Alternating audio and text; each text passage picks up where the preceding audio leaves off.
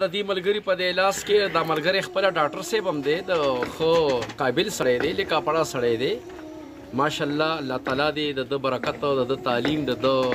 دغه پوهه کې نور هم برکت واچولی کې امین وایي خو انسان دی نو مرض خوار چاته لګي انبیاو ته لګي اولیاو ته لګي علماو ته لګي ما ته لګي تا ته لګي مرض خو د غټو غټو انبیا کرامو ته لګي نو دا خو نه شو چې دی ډاکټر دی نو د ته به نه لګي خو هسې ویمه چې خپله ډاکټر صاحب دی او دا مرض ورته لګېدلی و کینسرو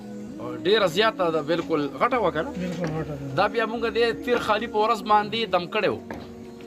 او خدای شته چې ډېر په سکون کې پې ما سبق او دم ویلی و او دا زه یې ویله مسه کو بار بار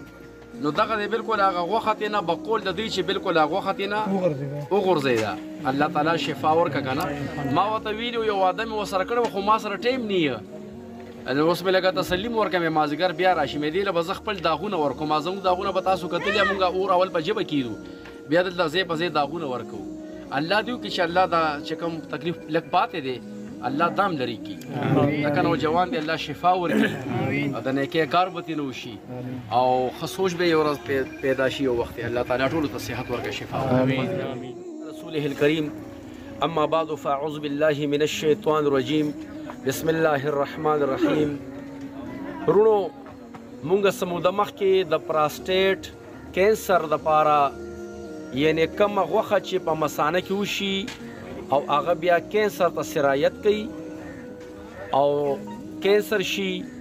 مریض کمزوری کیږي خوراک اړه ته نه کیږي وجود سست شي وینه ځي او ډېر مشکلاتو سره مخ شي نو موږ د پراسټیټ دپاره علاج بالغذا د طب نبوي نه د ګریلیو علاج نه موږ یو نسخه متعارف کړې وه او هغه نسخه بیا موږ وچلوله تاسو په دې میډیو کتل الحمدلله په سوونو مریضان ورسره الله تعالی جوړ کړل اعلانونه خلک کوي بعضې ملګرو بیا کمنټس کې دا مو ویل چې یاره دا دوی ګاک جوړوي نو ګاک خو به خلک په یو هفته کې جوړ کړي نو دا خو زمونږ میاشت وشوه چې مونږ د دې چا نه پیسې نه دي اخیستي رونو تاسو نه پیسې اخیستي دي او بیا مونږ د دې طریقه مو ښودله چې دا صوف ریونچینی قلمی شورا جواکار هم وزن به کې صفوف به کې هم وزن او صفوف به کې بیا به جوشوي اوبو کې چې نیمې اوبو سوځي او نیمې پاتې شي نو هغې نه به بیا دغه اوبه بیا ځان له په خورین لوښي کې هغه لوښي کې به یې واچوئ چې کوم لوښی اوبه وخوري او د اوبو باندې هغه موړ شي نو هغه خورین لوښي جګ وغیره کې منګي کې به یې ځان له واچوئ او په نهره به ترېنه نیمه پیالې د اوبه دا چې کوم تا جوړې کړي او نیمه پیالې ساده اوبه به ترېنه داسې کې دا د پراسټیټ مرض دپاره کارآمد دي علاج بالغذا ده کورنۍ نسخه ده بې نقصانه نسخه ده ځکه چې کاږه دي او دغه رنګ قلمي شوره ده او جواکار دي او ریونچیني دي دا هم وزن دي ګریلیو طبي علاج نه نه جدا شی دی نو دا علاج بالغذا ده د طب نبوي نه ګریلیو علاج نه دا نسخه ثابته ده دې کې نقصان نشته دې باندې تحقیق ضرورت نشته زموږ هغه نسخې ټولې چې کومې مونږ متعارف کوو د شوګر دپاره پراسټیټ دپاره جګر کینسر دپاره نو دا ټولې لکه جګر کینسر دپاره مکو ده او دغه رنګ کاسني ده حدیث نه ثابتې دي چې د جګر د سرطان دپاره هغه کارآمد ده نو د دغې مونږ د جوړولو طریقه مخکې هم ښودلې وه اوس هم وښوده او دا مونږ الحمدلله چې په سوونو مریضانو له ورکړل په دې هېڅ پیسې نشته دی نو که ځان یې خپله جوړوې خپله جوړ کړې او که مونږ له راځئ نو وروڼو زمونږ په دا نسخه ورکولو باندې پیسې خو نشته خو دا مونږ هغه خلکو له دلته ورکوو چې کوم مریضان دلته مونږ سره موجود وي که یو سړی لرې مریض دپاره وړي نو هغه له به مونږ ورکوو دا نه خو هغه به بیا د دې موجوده مریضانو نه وروستی وي ځکه چې حق د دوی زیات دی والسلام الله تعالی ټول خال او آباد ولره الله تعالی ټولو له صحت ورکړه د دم درود دا سلسله الله تعالی تر قیامته پورې د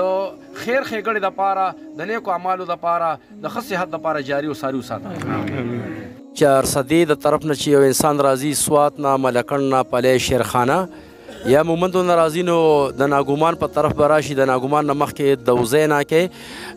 ناکې کې بیا ام سی اے سکول پته وکړئ او د پیښور د طرف نه چې څوک راځي شالم پل پته وکړئ 400 روډ شالم پل 400 روډ شالم